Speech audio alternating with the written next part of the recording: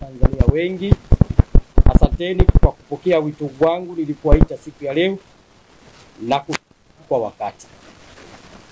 Sasa kama mwenyekiti wa umoja wa vijana wa Chama cha Mapinduzi Taifa, nimeamua kuvunja ukimya.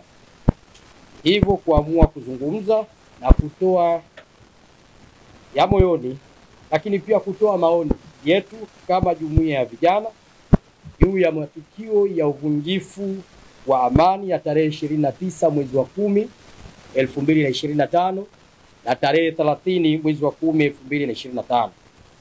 Kwani kwa kiasi kikubwa yaliyofanywa na vijana ambao mimi nina dhamana ya kuwaongoza na kuwasemea mambo yao ndani ya Chama cha ambacho ndicho chama chenye serikali. Kabla sijaendelea, naomba wote tusimame, tukae kimya kama ishara ya kuwakumbuka na kuwatakia vijana wenzetu waliopoteza maisha katika matukio hayo.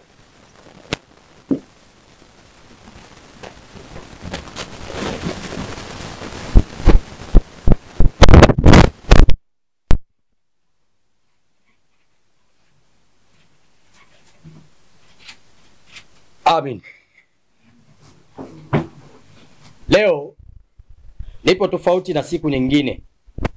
Nimesimama mbele yenu waandishi wa habari, si kwa furaha, bali ni kwa huzuni kubwa moyoni mwangu, kwani uchaguzi uliopita ambao ulikuwa na matokeo mazuri kwa chama chetu umeambatana na fujo na vurugu ambazo zimeacha alama za maumivu na hasara kubwa.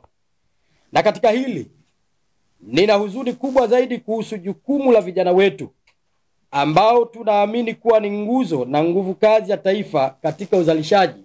Sasa wamehusika katika vitendo hivi vya kufanya fujo na vurugu.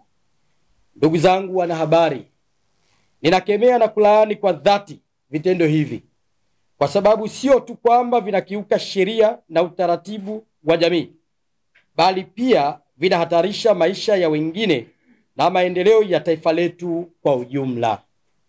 Lakini naumia zaidi kuona vurugu hizo zikiratibiwa na vijana wenzetu ambao wengi hawapo Tanzania na baadhi sio raia wa Tanzania ama wa nchi yetu ama taifa letu tena, na huenda hawatarudi tena hapa nchini.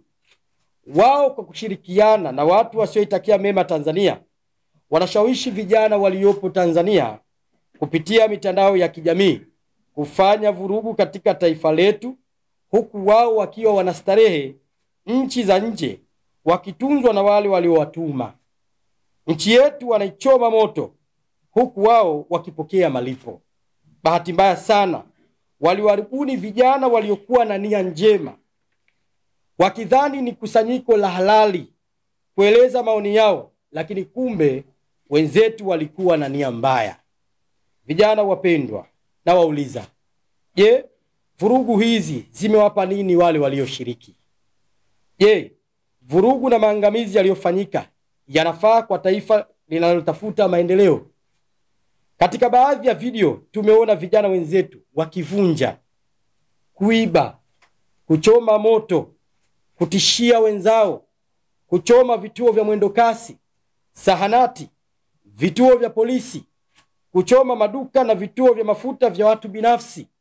Vijana wenzangu, hii haikuwa demokrasia, bali vurugu na uhalifu. Ndugu waandishi wa habari, kama viongozi na wazazi, tuna wajibu wa kuwakumbusha vijana wetu kwamba uhuru wa kuandamana si haki ya kutoa maangamizi na kuhatarisha maisha ya watu wengine, na wala sio sahihi kuchoma mali zenu ambazo zimejengwa na kodi zenu wenyewe.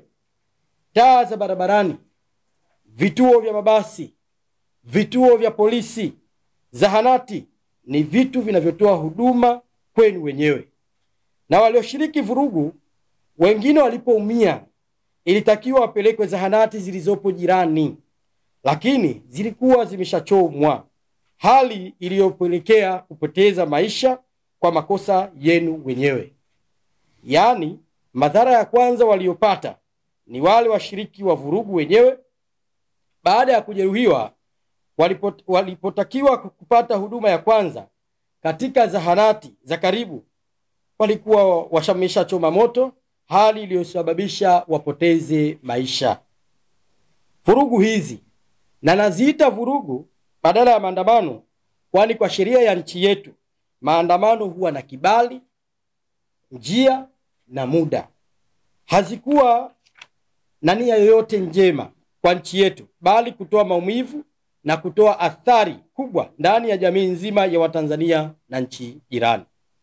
Vurugu hizi zilisababisha kufungwa kwa biashara nyingi, hasa katika maeneo makubwa kama Dar es Salaam ambako masoko yalisimama.